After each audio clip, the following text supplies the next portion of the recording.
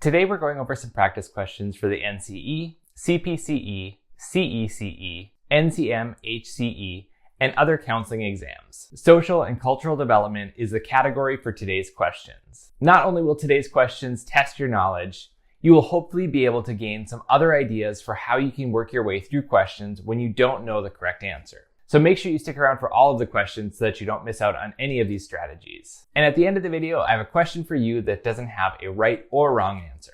But first, my name is Keegan. I have a master's degree in counseling and I'm a licensed professional counselor. I make videos like this to help you better understand various concepts in the world of psychology, counseling, and mental health. Keep in mind that engaging with this channel does not constitute a therapist-client relationship. This content is for educational and entertainment purposes. This does not substitute or replace professional mental health care. Here's how this will work.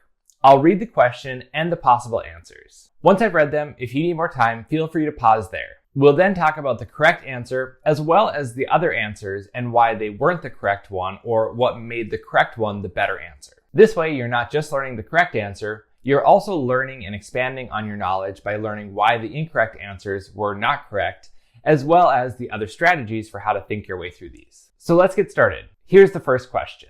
When diagnosing a client from a different culture, A, the counselor should not make a diagnosis unless the counselor is also from that culture. B, the client's culture should be taken into consideration when making a diagnosis. C, the diagnosis should be made based on the dominant culture related to where the counseling is taking place.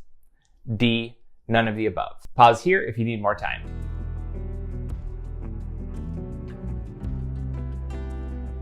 The correct answer is B, that a client's culture should be taken into consideration when making a diagnosis. A is incorrect because having complete cultural alignment with the client is nearly impossible. This is because culture isn't just about the city or country or state that we live in, but it can also be influenced by our religious background, our family of origin, the school that we attended as we grew up, and so many other factors. The chances of all of these things being in alignment with a client are nearly impossible. Option C is incorrect because we need to be considering the cultural background of clients when we're considering the diagnosis. Having an understanding of a client's background isn't just important for diagnosis though. It's also likely a very important factor in us building rapport with them, having an understanding of the ways that they view the world, and for us to have the best idea of what their experience in life has been. Without us having an understanding of their background, it's going to be easy for us to make mistakes diagnostically and within the therapeutic relationship. Question 2. When a group of people share attitudes, beliefs, language, art, and values that have been shared by generations of people, this is referring to what? A, background, B, culture, C, immigration, D, biases. Pause here if you need more time.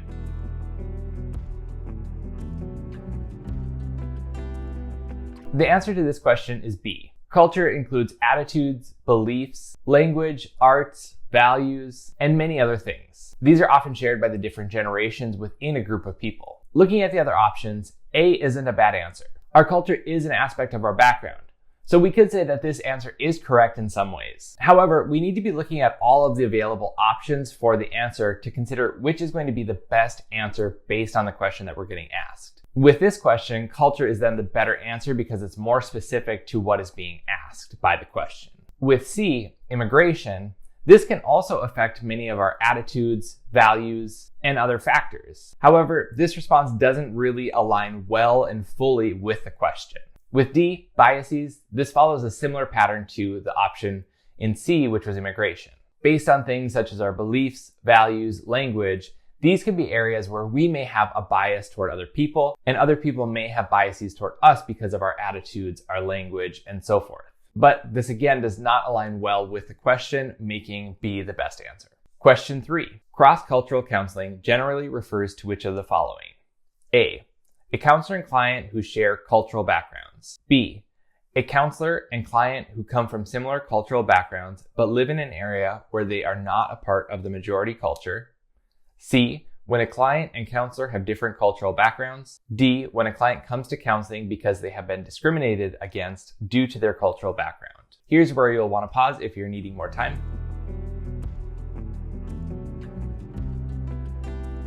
The correct answer is C. A helpful thing to pay attention to in this question is the term cross-cultural. When we see a word like cross, we can look at which of the answers best fits with possible definitions for that word. In this case, when I think of the word cross, I think of how two paths that are going different directions may at some point cross or meet. In this case, the best answer is referring to how a client and a counselor who are coming from different paths in life are meeting at one point. This is what makes this, in my mind, a way of thinking about how this is the best answer. With A and B, these are not the best answers because the client and the counselor are sharing similar cultural backgrounds. Additionally, because cross-cultural counseling is referring to the client and the counselor having different cultural backgrounds, this also makes D not the best answer either because we don't get enough information from D to know that that is the case for the client and the counselor. Question 4. Multicultural counselors, A, work with a wide range of difficulties people might experience, not only those related to culture. B, only work with clients who struggle with being in a new culture. C, work only with clients who share a cultural background similar to that of the counselor. D, only use this term for marketing purposes, but it does not change who they work with or how they help others. Pause here if needed.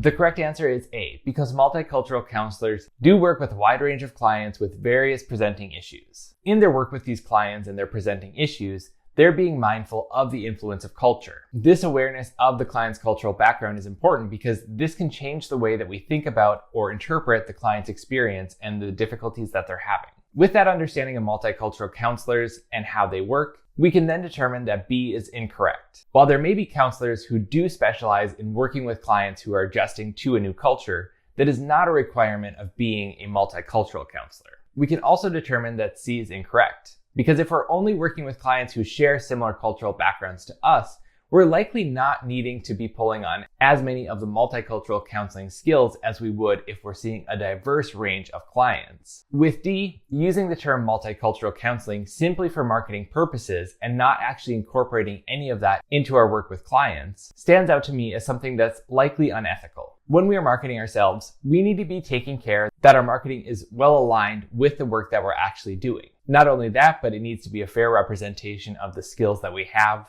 and that we're not giving clients any false impressions about the care that they could receive from us. Those are the first 4 practice questions. At the end, I have a question for you, and spoiler alert, there is no right or wrong answer to it. We have 7 total practice questions today, so let's move on to the final 3 questions. But first, if you're enjoying this video and finding it helpful, please help me out by giving it a like and subscribing. This brings us to question 5. Being physically close to another person, such as working with them, will A, decrease the chances of interpersonal attraction, B, increase the chances of interpersonal attraction, C, have no impact on interpersonal attraction, D, will negatively impact interpersonal attraction but increase the chances of a physical altercation. Pause here if you're needing more time.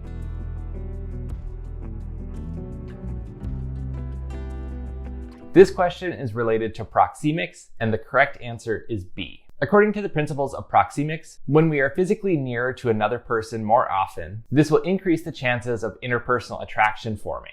Having an understanding of proxemics is important to be able to answer these questions correctly. Of course, that's the case for all of the topics that are covered in these exams, but in some cases, such as with this question, it's maybe even a little bit more important.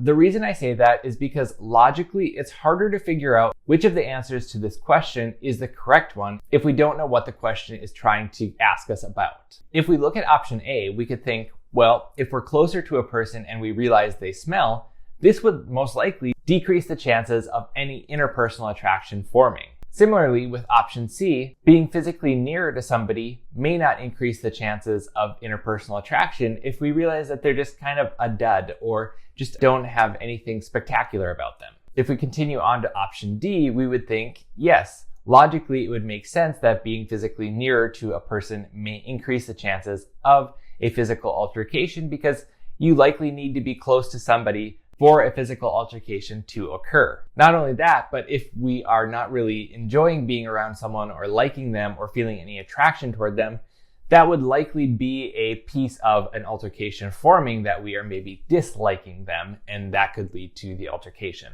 Hopefully that helps you understand how A, C, and D all can make some logical sense. But once you have an understanding of proxemics and what that question is then asking about, you can then figure out that B is the best option. Question 6. The Diagnostic and Statistical Manual of Mental Disorders, A, can only be used for clients who were born and raised in the United States. B, can be used as long as the counselor is considering the client's cultural background when diagnosing. C, factors various cultures into diagnostic criteria, so the counselor does not need to consider other cultural influences. D, is best used for clients from diverse cultural backgrounds. If you're needing more time, pause now.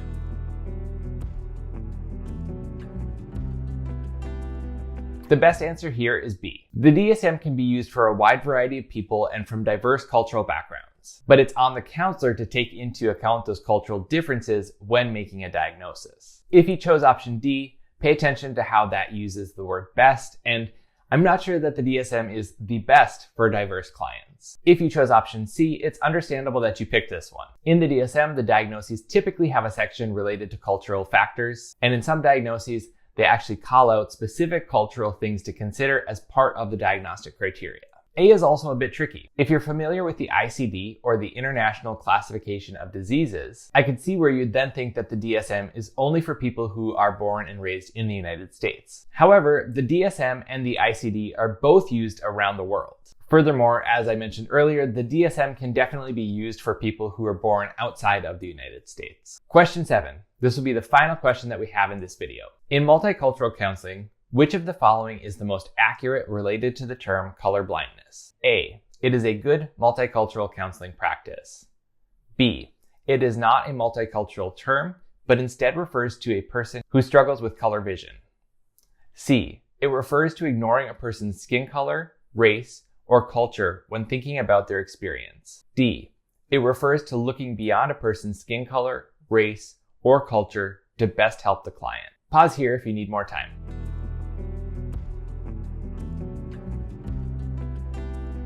For this question, the best answer is C. When we start out with the first response referencing how it's a good multicultural counseling practice, we have to be aware that that's only a factor for that response, and that the other responses may or may not be considering whether it is a good or bad multicultural counseling practice. This is also tricky because D is one of the ways that people think about color blindness. However, it's a myth. For some people, they think that if they ignore a person's skin color, race, or culture, that this is a way to help that person. However, when we're ignoring some of the common characteristics that we know can be a source of bias for people, and if we're not being aware of a bias that we may have, this can set us up to harm the person that we're working with. All that said, D is incorrect because it's not likely to help the client. C has a very similar response, but it's the best answer here because it's not referencing how it's helping the person, because likely this practice is not going to help the client. With those things said now, you can likely see that A is incorrect also because the concept of color blindness is not a good multicultural counseling practice. B is also incorrect. While color blindness can refer to a person who struggles with color vision, it's an incorrect answer because it is also a multicultural counseling term. Those are all of the practice questions today. But I have one more question for you. This video had 7 practice questions, and I'm curious, would you want future videos like this to have more practice questions? Less? Or was 7 just the right amount? Let me know in the comments, and also let me know how you did on the practice questions here today. That brings us to the end of this video. I hope that you found it helpful. While you're here, make sure that you check out some of the other videos on my channel. Thank you so much for watching.